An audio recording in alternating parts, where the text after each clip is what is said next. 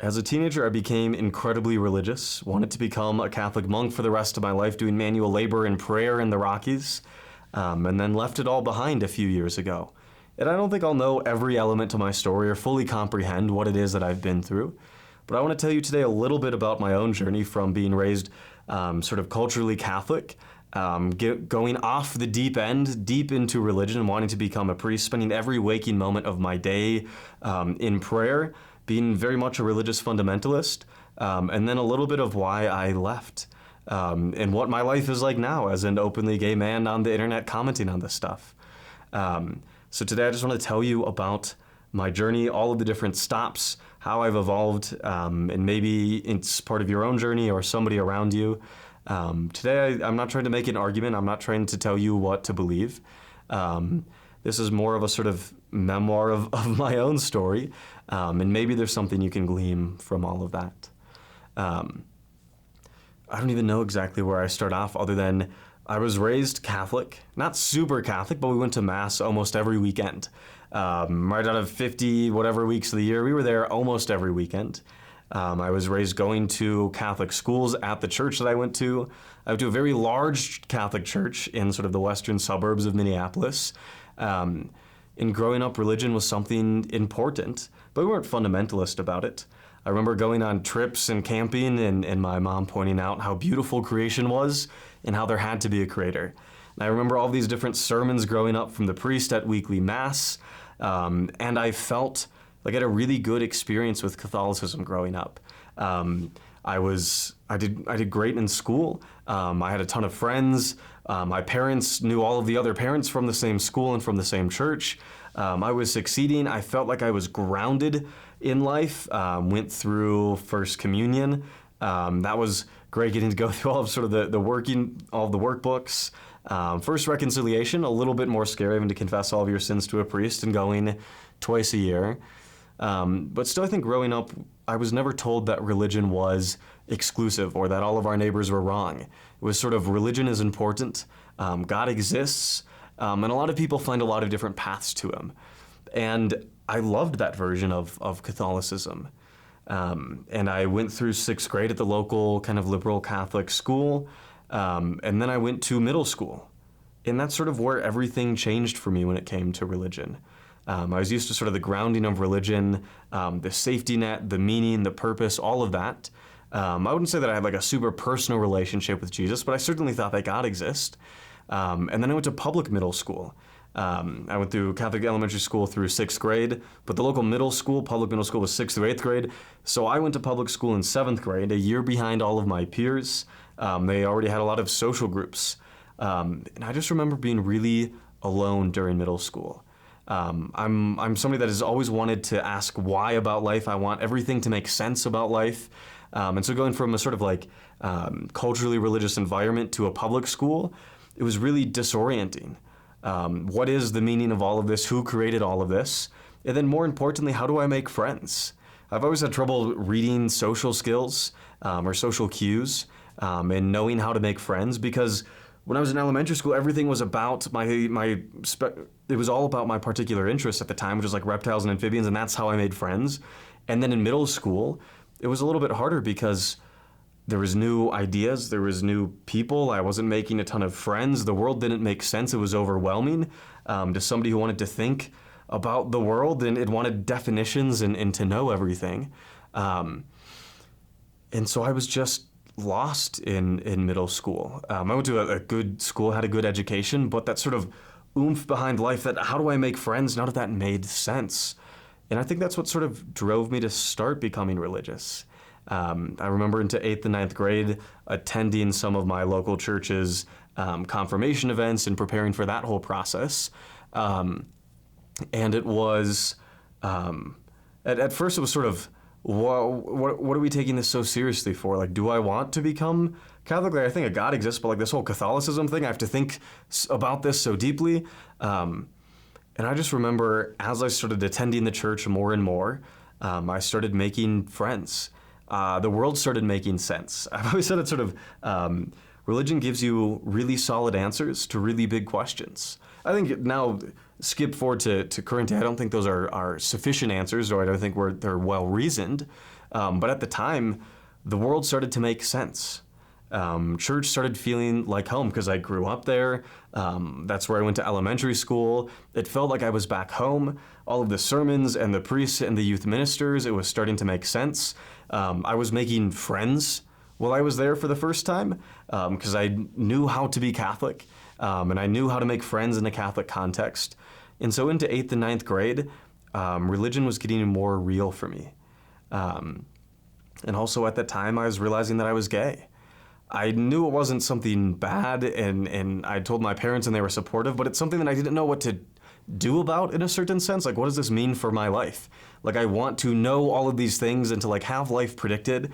And as I started feeling back at home at the church, it's like, well, I might be gay, but I don't have to act on it, right? The church says you just don't act on it. You can be a beloved son of the Father. You can be a full participating member of the church. And so I sort of said, well, I guess I'm giving everything to God. And that's really where things accelerated my own journey.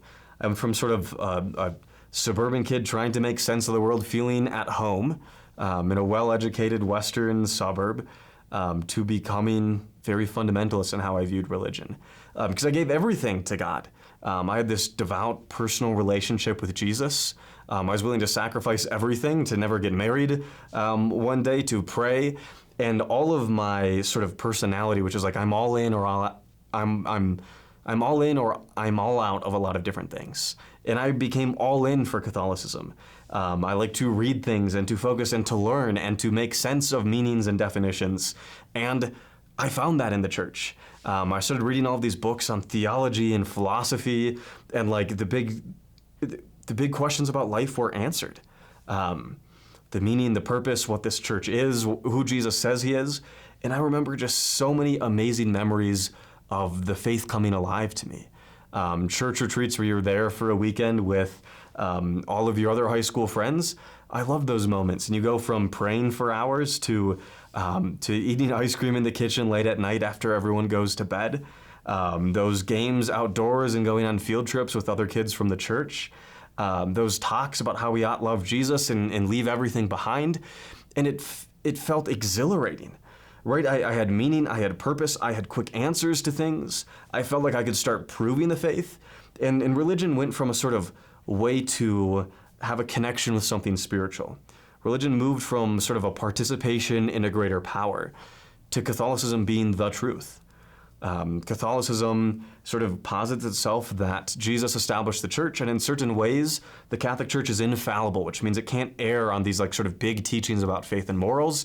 And so I started seeing religion not just as a culture, as a relationship, as community, as spirituality, as connection to a higher power. And it was like the Catholic Church is correct.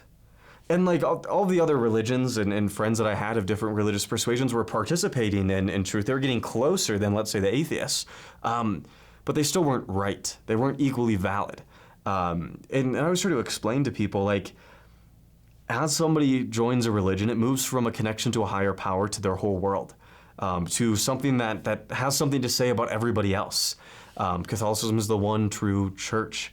Whatever the Catholic Church says in its green catechism of all its beliefs is the absolute truth.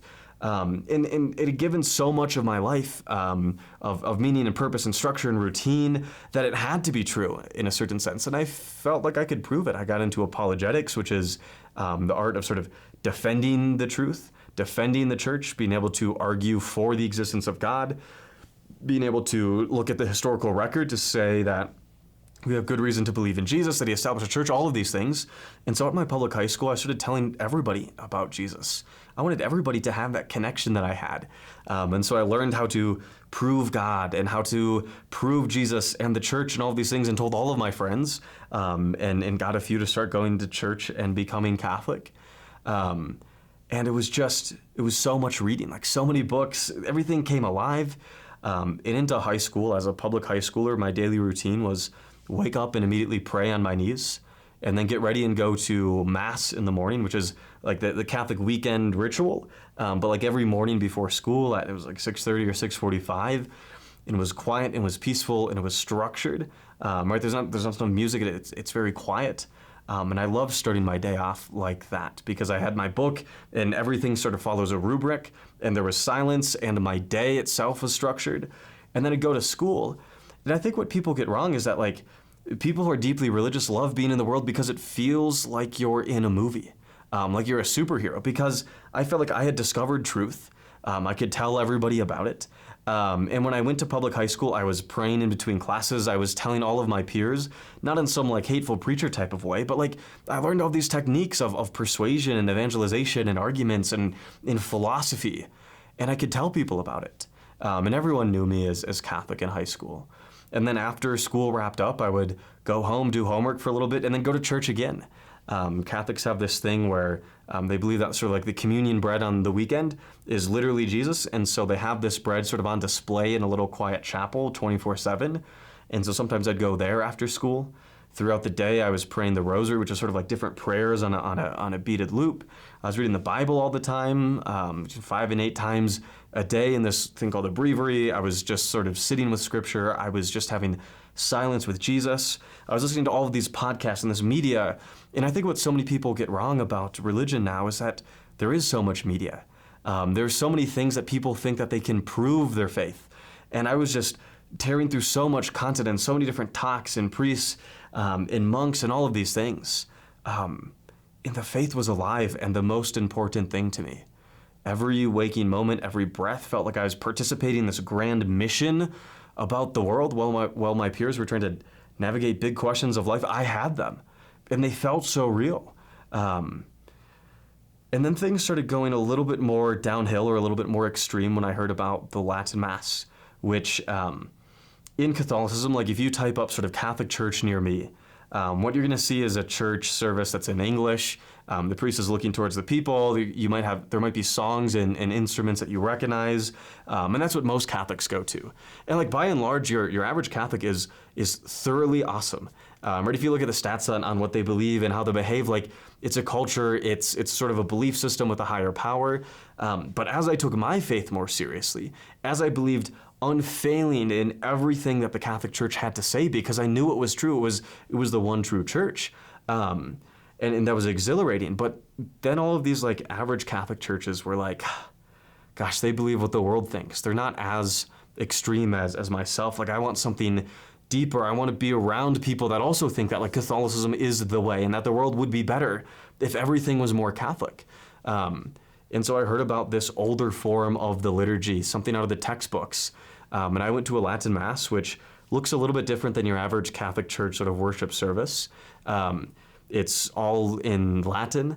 The priest is facing away from the people, but the churches are beautiful. The vestments that the priest wears are ornate and engraved. And they have an organ and these beautiful choirs and scholas chanting, and it looks like something right out of the 1500s, like something you read about in the history books. And I remember going to the Latin Mass for the first time, and it was beyond beautiful. Like I was almost crying at how beautiful it was. It was amazing preaching. And like all of this searching and meaning Catholicism, like it felt like it came to this climax of hearing about the Latin Mass, and I was just blown away. And Latin Mass goers are much more extreme about their beliefs. And I love that.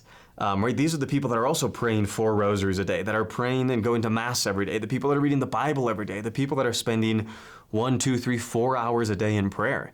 And I loved how quiet the Mass was and how structured it was. And all of my days were structured around the sort of the hours from this prayer book that you take home with you, that you're praying multiple times a day to divide up the day. You have the Mass, you have the readings, you have this elaborate calendar of all these different saints throughout the year and holidays within this thing. The Catholics there are very strong in their faith, and it was felt amazing to be with people that believed the same things and wanted to give everything to Jesus, because that's where I was in my life. Every single thing that I was willing to give up for Jesus, and I did. And so as I became more conservative, as I started liking those sort of lukewarm cultural Catholics less and less, and these Latin Mass folks often are sort of, they're at war with the mainstream Catholic Church, right? They don't like Pope Francis. They don't really like now the current Pope. They don't like a lot of the local Catholic officials that you might see in your local geographical area, because they think that what they have, this older form of the liturgy, this older form of doing Catholicism, this more rigid, conservative thing is the solution for the church. And so that started causing problems at the local church that I went to. And a lot of different arguments with the pastor.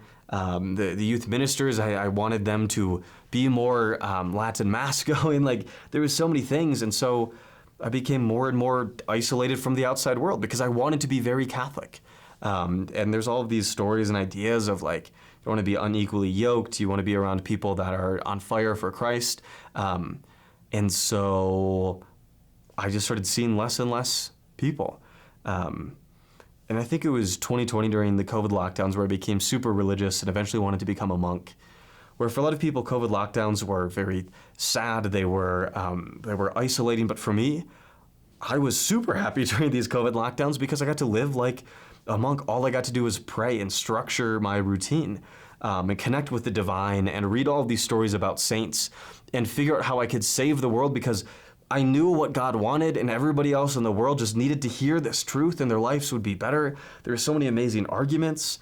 And I just lived COVID like a monk. I was praying all day. By that point, there's also and sort of this structure of how Catholics pray throughout the day. I was waking up at 2 a.m. to pray. Catholics have this thing about how whatever sort of suffering you have, you can offer it up as a sort of prayer. And so I gave up my bed and I was sleeping on the floor. I was fasting all the time. I was doing penances. I was praying all the time. And everything made sense. And by that point, I'd wanted to be a priest for a few years because I was giving so much to God. People told me this all the time. And when I was, during COVID, living a silent, sort of contemplative monk type of life, it just made sense to become a monk. That's what I wanted. That's what I was happiest doing. That's where I felt this purpose with God. And so I began the application process to this monastery. It's not like most Catholic monasteries. They don't see the outside world. They don't leave the monastery. Family can only visit every once in a while, and even then they can only see their family members for limited time through what are essentially like a jail cell type of wall. It's manual labor. It's a lot of the time it's silence. It's hours and hours of prayer in Latin and contemplative prayer. And the big thing there that they always say is that like the veil between heaven and earth at a monastery in silence like that is so thin that it feels like the angels are walking down the hallways. Because as you become more extreme with religion, like the only thing that matters is heaven or hell. There's this idea of like frater memento mori, which is like remember your death. But like in the grand scale of things, the only thing that matters is do we get to heaven in the highest level of heaven? And we can endure every suffering on this earth. We can give up any sort of sin or any confusion with the church. We can give that up and we can just live for heaven, and we want as many people with us to come to heaven. And so like Catholics in extreme ones still have lives, right? That's an important part of like making a living, but everything's just about heaven. And so it's like, I'm going to heaven. I want to be a great saint. I want to suffer, which is how Catholics in a certain sense think they can become more holy. At the time I was living like a monk at home, praying all the time, waking up in the middle of the night to pray. And it just felt like this is what God was calling me to. And it's so hard to communicate to somebody the peace that religion can bring, because evolutionarily I felt invincible. Where that like our bodies are important, but our souls will live on as long as we are right with God. That we are doing this great service to our fellow humans of helping them get to heaven. All the questions about meaning and purpose, like are right here. Having Jesus as a best friend feels like he's always with you. He always has your back. That even when things are tough, like you always have the grace to keep going, and God's calling you to these great things to change the face of the earth because God's power is unlimited, and so you can participate in God and he can work through you with these grand things. It's incredible to be this profoundly religious in many different ways. Ultimately, though, I was rejected from the monastery because I experienced same-sex attraction. And if you remember right before I was becoming Catholic, it was like I realized that I was gay, but I gave it all up. Right, I'm not doing anything with men. I'm not watching stuff online. I'm not doing anything with myself. I am the celibate. I am not acting out. I am chaste. And I was always told, like, man, like, you can experience same-sex attraction, but you can't act on it. God's calling all of us to the same holiness. We're expected to carry these crosses. And you could be a full participating member, a beloved son of the Father, and still deal with these attractions. And what this monastery said is that I couldn't, that I did not have a vocation anywhere because of that. And so certainly marriage was off the table for me, not under Catholic theology, but like I had a hard enough time socializing, making friends, and making sense of the world. The idea of like trying to go on dates and then become friends and then date and then marry and keep all of that going. I was like, that's not possible. I guess this priesthood and religious thing, even though I was super Catholic and in line with church teaching, that wasn't going to happen because I was broken in some way. So I was like, well, I guess I'll be single for the rest of my life unless God heals me, of course. Like he can make me straight. There's some stories out there. It wasn't like this grand expectation that it was going to happen, but I was like, well, God's all powerful. He's got a plan for me. And that's the other amazing thing about religion is that like nothing gets you down in a certain sense because God always has a plan. Even in the darkest moments, even when you don't understand, even when things are terrible and atrocious, God still has a plan for you. And you just trust that. And so you feel invincible. You feel all of this purpose. And for the first time, I was like, oh, maybe things are a little bit different than what I've been hearing in prayer. But that didn't faze my faith. I went off to a conservative Catholic college. One of the most conservative in the country. It's like 150 odd students. They have an incredible surveillance state. They have like some limited arts degrees, and at the time I was working in film.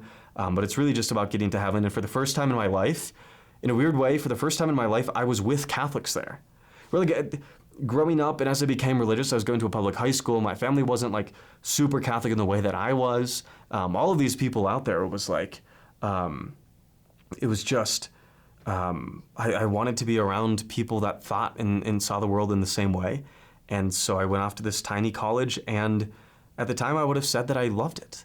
I knew how to interact and make friends as a Catholic. My career was going well in film. I'd started my own business at that point. I was out in California, and I thought everything was awesome. But I think sort of the foundation started cracking while in this incredibly religious environment for the first time. At the time, I wouldn't have expressed doubts, and I had ways to harmonize it. But they often say with sort of deconstruction that, and in many ways, like going bankrupt, it's like slowly and then all at once. And so I think that slowly part while I was at college gave me a second thought. It didn't change how I saw the world, but it gave me additional information, which is that like maybe Catholicism isn't this panacea. Like I remember in sort of growing up in a secular environment, like you see problems out there in the world. You see broken families. You see people dealing with addiction. You see people without meaning and purpose. And it was like Catholicism provides family structure. It provides meaning and purpose because God's giving us all this grace. It provides beauty. It provides community. I felt like, not that Catholicism would make every problem in the world go away, because there's still obviously sin, but I felt like all of these big problems in the world would be made better or alleviated with Catholicism. Right? Catholicism teaches that you can't have birth control, because in the Catholic understanding, like birth control allowed feminism, which sort of has destroyed families. It allows people to be selfish. It allows people to have sex outside of wedlock, which has broken families. And families that are closed to life, they're not fully open to God's grace. And I said all of those things as a teenager, but it was easy to say that when I never saw the sort of lived reality of it. And for the first time out at this Catholic college, meeting people with 10, 12, 13, 14 siblings, people that have never seen the outside world, people that all they knew was how to be Catholic and how to pray. They were raised in the environment that I felt like I would want to raise future children in some possible way. It was just like, I saw for the first time the lived reality of what it was like to be Catholic, and it wasn't perfect. It wasn't even better than the outside world. The families weren't stronger. Right, having unlimited kids, being open to life, however you want to phrase it, leaves the older kids becoming parents for the younger kids. And because the moms have to stay at home and they can't really work, or at least it's frowned upon depending on who you talk to, they're the ones who are educating the kids, because you could never send them to public schools, even really good public schools like the ones I had went to, right? Catholicism and virtue is sort of the point of schools, that they can become saints. And it's that people that I was like, I certainly didn't have the perfect education, but I had a really good public education. I could have gone to really any college. I was taking AP classes. I did really well in school. and went into this college with like almost like 100% acceptance rate. But while I was there, it was like these kids had never learned how to learn. Oftentimes, some kids had faked report cards because their parents had just neglected them in a homeschool context because it was just become Catholic. All this talk about virtue and grace and God wanting the best for us. I saw people destroyed by Catholicism, of taking all of this so seriously and dealing with sin and grace and heaven and hell and demons and all of these things. People were really weren't exceedingly happy from that. They didn't just have meaning and purpose. They had crippling anxiety because they've been told that if they commit any sort of sins and they die without having gone to confession, they're going to burn alive for billions of years. And I saw people whose families had been destroyed by religious fundamentalism because kids not becoming Catholic. The point of life is to get to heaven. And so if your kid leaves the faith, it's a sign that maybe you did something wrong as a parent. It's a sign that they're not good enough. Like, you love them, but you try to get them back in. And meaning and purpose comes at all of this cost. And like, for the first time, I was seeing the human toll of Catholicism in reality. Because up until that point, Catholicism was just this ideal in my mind, this thing that I was taught to think. And I saw like the world as it is in sort of a non-religious setting, and there was problems, and that was because of non-religion. And Catholicism, I never saw played out. Like I saw Catholicism. I was very Catholic, but I never saw it played out in a certain sense. And at college, it was like, oh, like maybe this isn't the perfect thing that makes everybody's life better. Maybe not everybody's made better by becoming super Catholic and giving everything up to follow Jesus. I would have said I certainly did. But the first time I was like, maybe this isn't perfect. And Catholics will say, like, if everybody's Catholic, there's still going to be problems, right? We still have this sinful nature. But like, everything is made less bad by becoming more Catholic. And so after a year, I dropped out of college. Not because of these reasons, it was because of my career. I was shooting a lot of film stuff and going to film school, and I didn't feel like it was super worth it. So I dropped out of Catholicism, I dropped out of college, still intending to be super Catholic. I dropped out with a few friends, moved back to Colorado. And for the first time in my life, I was working full time. I had a church, but it wasn't like involved in all of the youth group. Like, I was an adult, I was out on my own. I still had my roommates, and we were very Catholic. But I was 19, 20 at the time, and starting to look at the rest of my life. Because in high school, I was on fire for the faith. Everything made sense. In college, like, I had meaning and purpose, and like got to show off all of my Catholic school, or all of my Catholic skills, and it worked really well. And then like I was an adult, and like there was less community, there's less socialization. I couldn't spend as much time praying and reading all of these books because I had a career. I couldn't talk about it as much because you can't talk to your clients and tell them what religion to believe in a certain sense. And I was still thoroughly Catholic, but I was starting to look at the rest of my life. College was out of the way. Youth group was done. I wasn't going to become a priest or a monk. I wasn't going to get married, even though like I wanted kids, and sort of had like my fingers crossed that I'd be made straight, and begged God a number of times to make me straight because I wanted to stay Catholic. I was 20 and looking at the rest of my life. It's like, I'm never going to fall in love with a man. I'm never going to get to go on a date and have those butterflies in my stomach and hold hands for the first time. I'm never going to raise kids. I'm never going to do all these things. And the answer was like, but suffering makes us more holy. Where we give everything up for Jesus, and that's what I've been doing for years.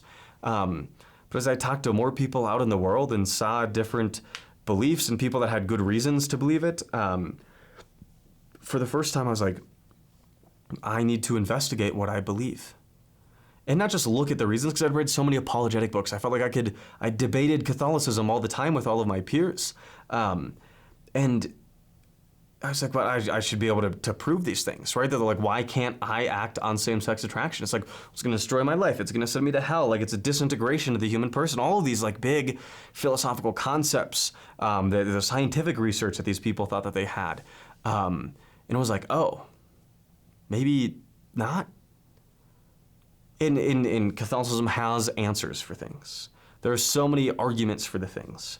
But much like a courtroom where there's always answers every time a compelling evidence or compelling piece of evidence is thrown out there from the other side, there's always a rebuttal. Or there's always the red herrings. There's always something to say. And in Catholic apologetics, it's like there's always more books to read. There's always another professor to read. There's always an excuse for things that just don't make intuitive sense. And for the first time, I went back through all of my beliefs, all of the things that I argued. And I was like, the weight or the strength of my belief, there should be a requisite amount of evidence. That the sort of the level of belief should match the level of evidence that's out there. And Catholicism is sort of in a weird position where it makes really, really solid claims. Like, this is the list of the things that you can't disagree on. Because the church, it's founded by Jesus. The Catholic Church has authority on certain things. And so there are certain things that we know absolutely, with 100% confidence, more than anything else that are out there in the world. We know that these things definitively happened. Historical claims, theological claims, ontological claims, moral claims. Where it wasn't just that falling in love and getting gay married was just sort of missing the mark. It's that was absolutely wrong and could never be tolerated ever in any society at any point for any reason. It was always wrong. The actions, not necessarily the person, but the actions. Falling in love, having gay marriage is an intrinsic evil. And as I read back through the evidence, it was just like, that evidence doesn't match. There's some arguments out there, and Catholics will give you plenty of books, but it's like, the arguments are like, interesting. And the way to believe is like, you must absolutely do this for the rest of your life, and you can never deviate ever, or else you could go directly to hell and burn alive for billions of years. It's like, wow, that's a really strong claim, and some really weak evidence. And people say, you have to have faith, and when Catholicism was giving me all these amazing things, it sort of motivated reasoning, right? It was like these arguments for God made sense when I had these amazing experiences with God and Jesus was my best friend. But when I started questioning things and looking objectively at the evidence, it was like, I don't see that. Right? I don't, that's not there. Or at least if I want to fall in love and settle down, there's not good reason to say the opposite. And the hard part about Catholicism is it's sort of an omnibus thing, where you have the list of all of the teachings that can't be questioned, and that's compelling when sort of other Christians are becoming Catholics, or when Catholics take their faith seriously, or people join the Catholic Church.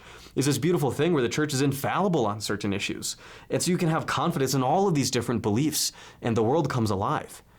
But the downside is that when it's wrong on one thing, it can be wrong on everything else. Because it said this teaching and these 10 teachings, let's say, are 100% true. If one of them is wrong, the rest sort of fall apart like cards, like a house of cards. It doesn't mean absolutely that every other claim is wrong, but it just means the Catholic claim that it can know with 100% confidence on certain things is now wrong. And now it means you have to leave. Because the version of Catholicism that I had is if you doubt the church, and not just sort of have a problem, but if you really doubt, you've now committed a sin and you have to go to confession before you receive the sacraments. That in order to be Catholic, you have to do all of these things. And I was like, I don't believe that the church is 100% right on all of these things. And the group that I was a part of, it's like, well, I guess that's it. And so I went to Mass for the last time. On a feast day, received communion, which I believed at the time to be Jesus. And I was like, well, I love Jesus still. I want to be Christian, but I was sort of out on the curb because there's no room to question. Or you can ask questions, or you can investigate your faith, but you have to accept the answer at the end of the day. The Catholics say, a million problems doesn't make one doubt. Well, in my case, I had a doubt. So the Catholic Church is wrong on homosexuality. And as I look through all of the other issues and all of these other arguments on God and the church and in Jesus, it was like, I'm not 100% confident. And that was just the end to Catholicism for me. Because the church said all or nothing, and there was a part where I was like, I've read all of the arguments and it doesn't make sense. I'm using the brain that God gives me. And so after I came to that conclusion, within the week, I was out of the Catholic Church. I would have wanted to stay, right? I would have wanted to have been at a church where I could question things. But how I was taught about Catholicism and the absolute truth about Catholicism and all of the catechisms that I have on the shelf over there and in reading Thomas Aquinas and all of these big, it was like, that was Catholicism. And I guess I was out of it. And so in a week, my life, my community, my meaning, my purpose, everything was just gone. Is it ripped away? And it wasn't, I didn't get a formal letter in the mail, but everything that I'd been told about Catholicism by all of my other friends who took it seriously was that's the case. And so I checked out because the church said, well, if in the version of the church that I was told says if you don't believe it on one thing and you actively disagree, then the church doesn't work. And so I was gone. And for the next 6 to 12 months, it was like, I'm a Christian. I'm a mere Christian. I love this Jesus thing. I want to follow Jesus. I went to some of these other different churches around town. But none of it, I had been taught for so long how to argue against every other branch of Christianity, about every other sort of spirituality out there, every sort of other religion out there. I was taught how to argue against it and everything that was wrong about them. And so when I went to these other places, my training kicked in. I knew how to discredit this other people's stuff. I knew why other people's churches and religious things were wrong. And so I didn't want to go anywhere else because I was told it's Catholicism or nothing, and I had nothing. And so by the end of the year, I sort of had this moment where I was like, I'm not Christian anymore. Because I was like, do I stay Christian because I'm afraid of what people will say? Am I afraid of what my life is like if I were to leave Christianity behind, this thing that gave me meaning and purpose and all of these things? Like, do I stay because I really believe? Or is it because I'm afraid to leave? Because I'm afraid of what will happen if I just say the words, I am not Christian. And so I had the moment where I said, I'm not Christian. I don't believe. The claims of Jesus, the Bible, the existence of this sort of Abrahamic God who wants to communicate with us, it's like I don't see good reason to believe that. In fact, I see a lot of reason to think the opposite. At that point, I'd been reading so much philosophy and theology and history from multiple different sources than just the approved reasons that the church gives. And it was like, a church that claims to have 100% confidence and know with certainty, or demands somebody say that they are certain, I don't have good reason to do that. And so for a second time, I went from just rock bottom of having everything left behind, and it turns out that rock bottom had a basement because I had no semblance of who I was. And leaving religion is really hard because my identity, my meaning, how I structured my day, my social life, how I saw the world and my career were all wrapped up in this thing. And I no longer had it. And I didn't know how to do life without religion. Right? How do I make moral decisions without a giant, with a book of a sort of like flowchart of moral considerations? How do I do that? How do I structure my day? What is the meaning of and purpose of life? What comes after this? All those big questions that religion gave me certainty on. Once I was no longer religious, I felt lost. I felt trapped. I felt like I was floating through the world. I was experiencing so much of the world, but I still felt I had no answers. And one of the things that I'm super grateful for is that I found a therapist, and I started working through and thinking through, like, what did religion give me? Meaning, purpose, morality, social scripts, how to structure my day, community, this sense of connection and a force greater than myself. And I was like, okay, how do I find that apart from the church? Because all those things made me happy and healthy and were part of my identity. And so I found ultramarathoning. Within a few weeks of leaving the church, officially, I was on a whim running 70 miles over the course of 30 hours in the middle of winter in Colorado. And it was brutal and it was slow. Like, I'm not a good runner, and I sort of did it without training, but it was like, oh, I have community. There's beauty out there in the world. There's this search for something new. And I think so many of my religious friendships were so strong because it felt like we were fighting together, like shoulder to shoulder. I was bonded because we believed the same things and we were doing the same things. And so I found that in running. Community, and I was getting my job back on track. And it was trying to rebuild, but I still couldn't figure out why I wanted to be here. Where the purpose of life is to know, love, and serve God in this life, to be happy with Him in the next. that all of the benchmarks and how I saw the world were in religion, and without it, I felt lost. Like, well, why be here? Like, why stay alive if life has no meaning, no purpose? Why do moral things? Like, I lived a very quiet life, but it was like, why do all these things? And there's so many big questions that I was wrestling with existentially, that made life really. There were many good things about life, and there were many bad things about life, and I just kept running. They say, like, you can't outrun your problems, but it was like every time that I ran and found people I cared about and thought about life and meaning and purpose, and all these big things and who I am and who I want to be. And what's religious ideology still in my head? What stuff do I want to keep? What is a rebellion just against it? And I kept running. I was doing 50-mile races, went up to a 100-mile race, spending hours and hours and hours out there on the trails, seeing beauty, seeing community.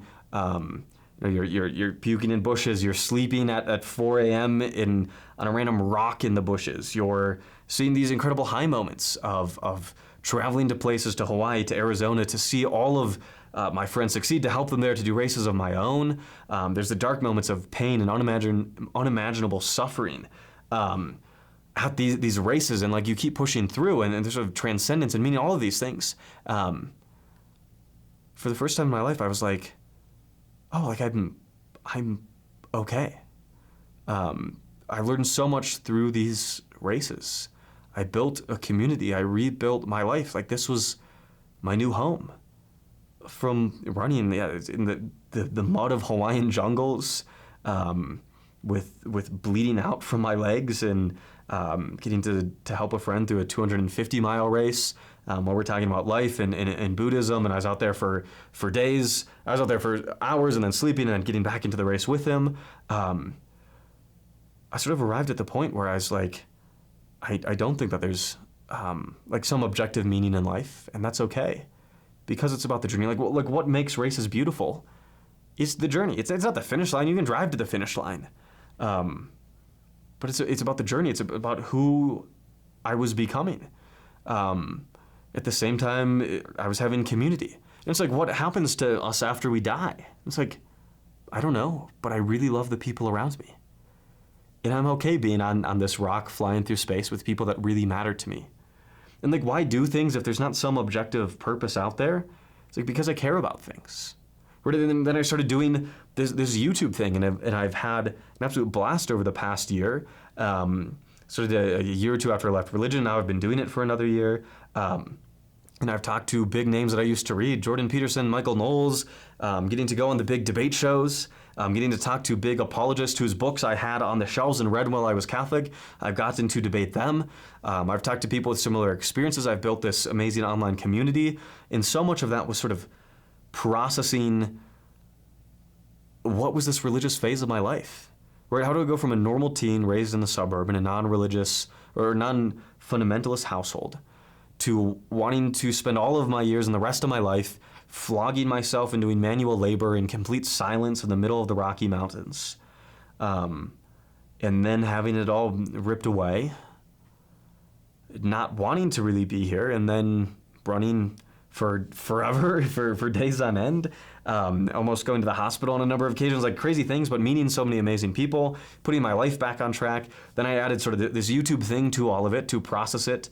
And there's so many memories that I never thought that I would have remembered, but as part of the work that I've done debating and thinking about Catholicism. Right, and it's sort of like, why do anything if there's not an afterlife? Right, if what happens after this is lights out, why do anything? Why make a difference?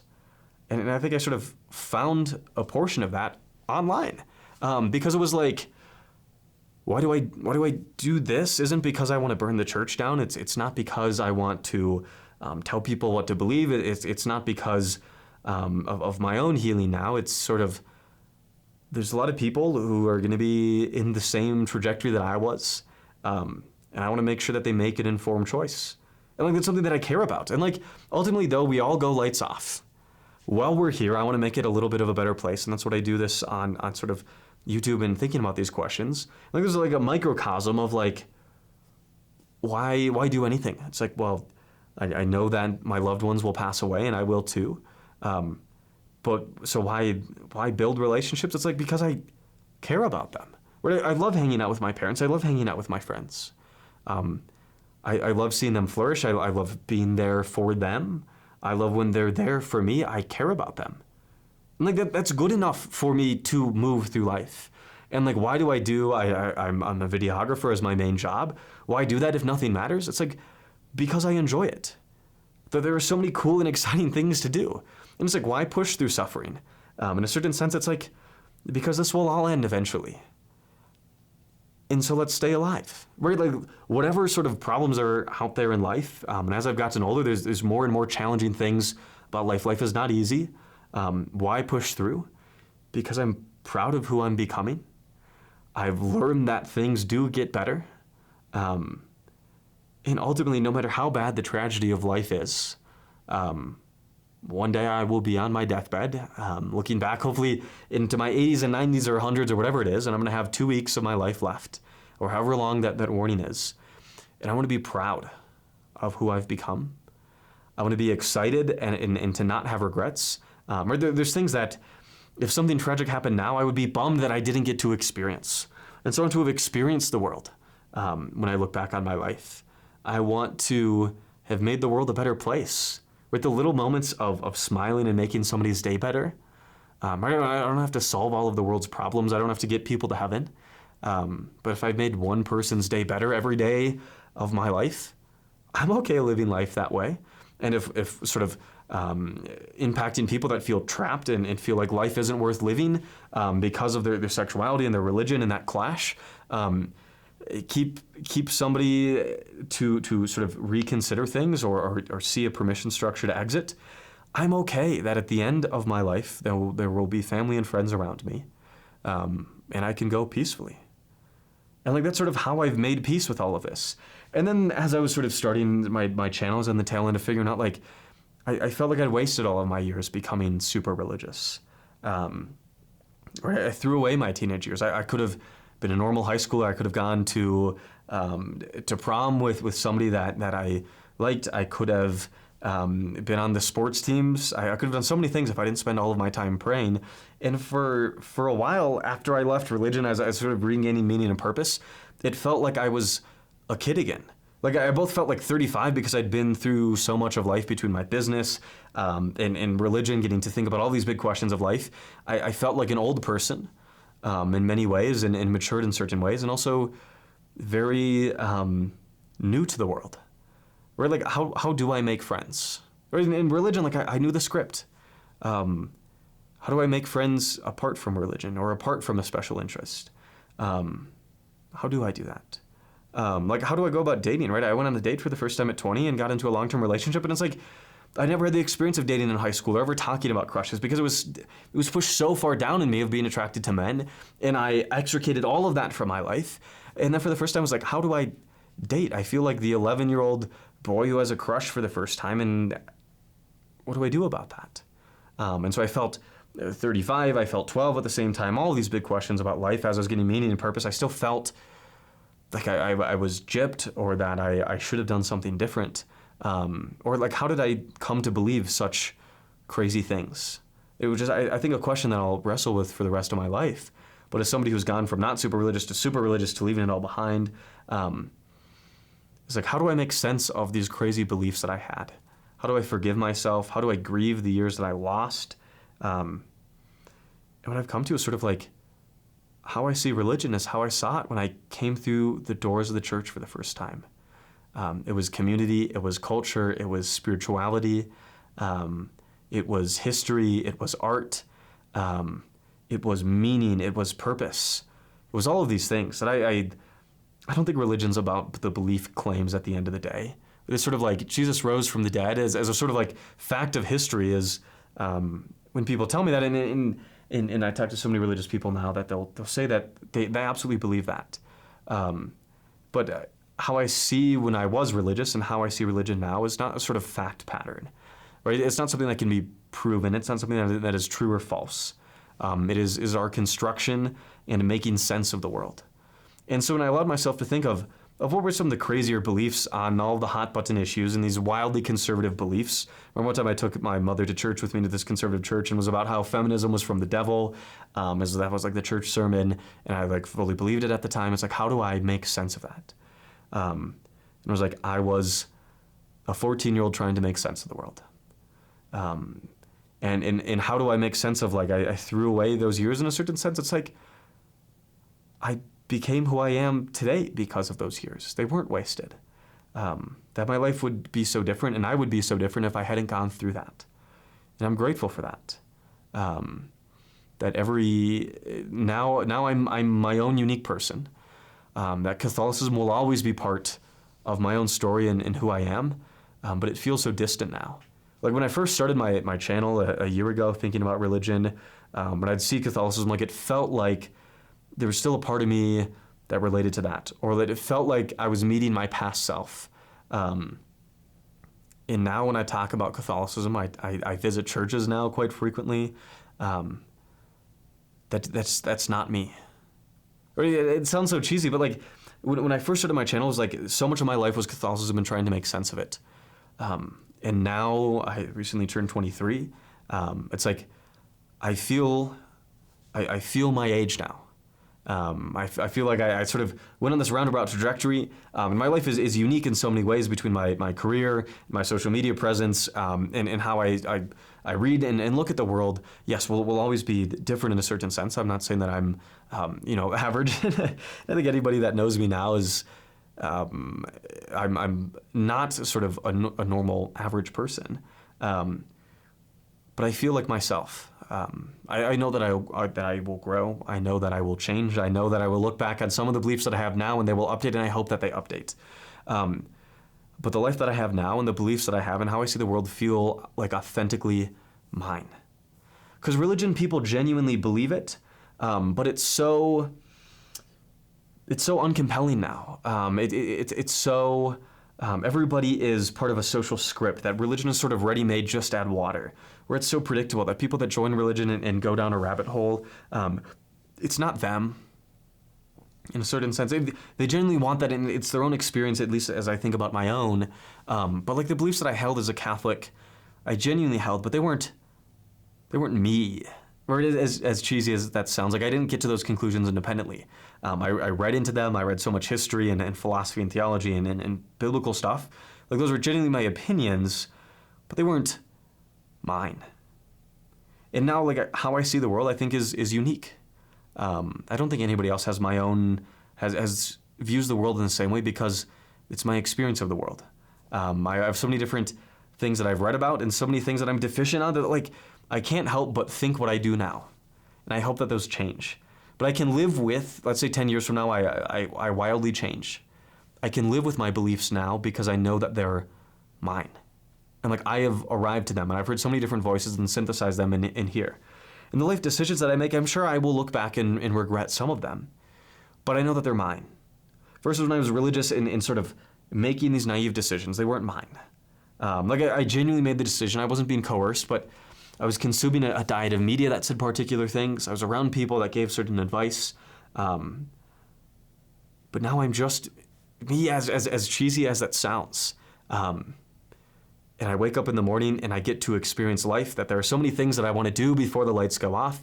I want to make this world a better place. There are so many amazing people that I have the honor of being around and having them in my life.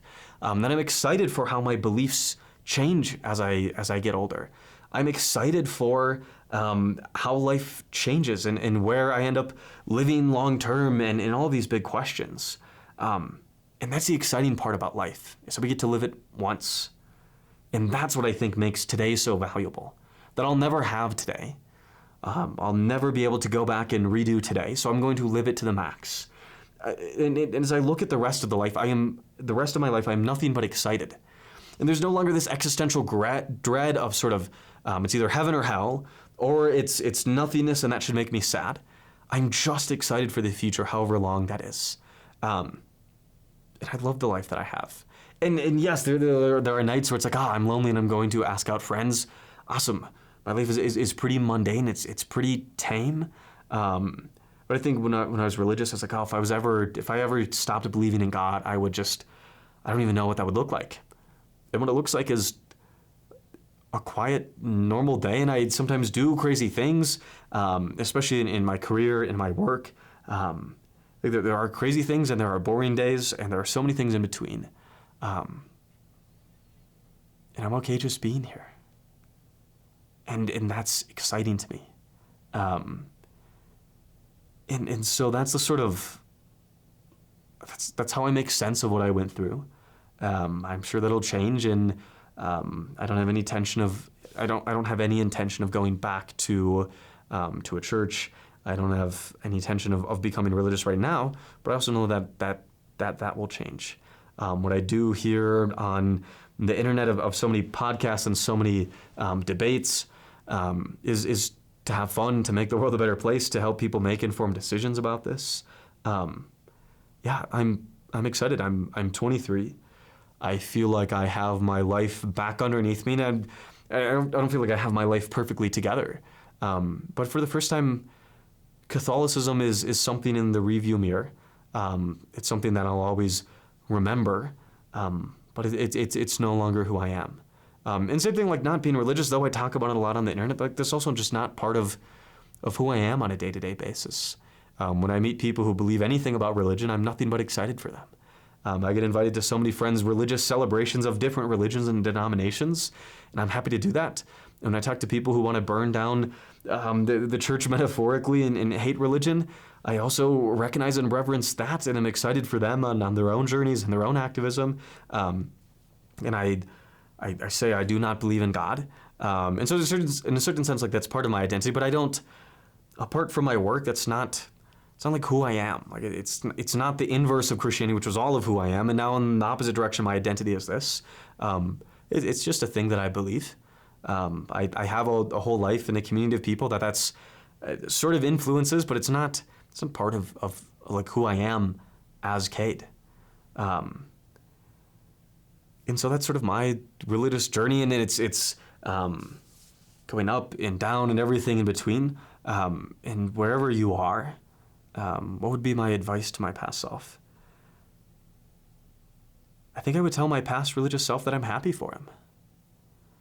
And if he was like, oh, but you've left now, well, what should I do? It's like, no. Like, you are on your journey right now. I went through being very religious, and that was part of my journey. And I'm okay with that.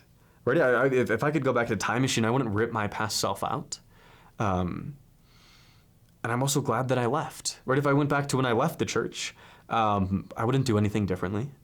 I wouldn't go back and do how I did religion differently. I wouldn't go back and do anything differently about my life. Because I'm here. And like I can control so much of my life now and how I want to see the world and how this affects and shows up. But so if you're listening and questioning religion, I don't think there's a should. Like, should you leave or should you not? That's not up to me. That is for you to discover. If you're watching this and you are on fire for Catholicism, awesome. Like, there's nothing wrong with that. And the same thing, if you're in my seat, somebody who's been harmed by religion in a certain sense, and still working through healing, that's also part of the journey. And I hope my journey continues. And I hope that like what I think now is just part of that. And things really do get better, as cheesy as it sounds. I live an awesome life. I'm out and proud as a gay man. I get to do debates on the internet. I get to run a production company. I get to run in the mountains and go on crazy vacations. I get to have awesome moments with friends, and think deeply about the world. When I left religion, it wasn't that I stopped thinking deeply about the world. I just started actually evaluating the arguments in front of me. And I get it. If my journey is not what you want, that's probably a good thing, because this is my journey. And that's okay. I'm sort of like struggling to sort of land the plane on. And there's so many cliches that I could bring up. And I think I will try to make sense of Catholicism for the rest of my life. If you're somebody who's in need and wants a community, some people are joining religion, some people are leaving, but thinking critically about this, I'd encourage you to join my Discord. I know I got to plug that if you go to my Patreon for $1 a month, you can join my Discord. There's other layers of support there. I just love having conversations with people that are thinking through these in my own community and offline. I think religion is a beautiful thing. I don't think it's a truth claim. Sort of a motivism around religion. I don't think a religion can be true. I also don't think a religion can be false per se, depending on the arguments that it's making. But that we go through the world wanting to make sense and meaning and purpose and community and to not feel alone. I think that's universal to all of us. And wherever that takes you, I'm excited for you. That if you can find the place that you are loved, that you feel at peace, that makes sense of this world, that's where you should go. Like that's sort of feeling at home, not having all these strings attached. Like we, in life, I think we're all just trying to feel at home, to feel at peace, to feel like we matter. I think those are part of all of us. I think I've found that where I am, as somebody who doesn't believe in God, and that's not part of my own story now. Wherever that leads you, I'd say just be brave to honestly think through these questions, wherever they lead you. Think through these questions really well, and don't be afraid to use your heart on these matters. I think that we have one life to live, and so follow your heart. As cheesy as that sounds, and there's so many philosophical arguments around that. I just don't want to live my life with regrets, because whatever's next, I think the lights just go out, and I'm okay with that. I don't want to leave with regrets. And if your religion or some other shade in between, don't meet your maker with regrets. It's sort of, if you can be honest and think through these really big questions, and they're really important, it'd be okay not having an answer. And if you are super religious, like, be okay not being able to prove what it is that you have. Be okay and be respectful for other people and their journey. And if you've never encountered a super religious person, I can also know somebody like that might be watching, and their friend might have some beliefs that might seem crazy. That's not what your friend's experiencing. What religion is this lived reality of the world. It's not a sort of simple truth claim, even though people make simple truth claims about it. It's what your loved one or your friend or yourself is going through is a tremendous exercise in making meaning of the world. Yeah, I don't know exactly where to end this. I'm sort of going in circles. But that's my journey, and I'd love to hear something about yours. And I always like to end episodes by saying, life does get better. It really does.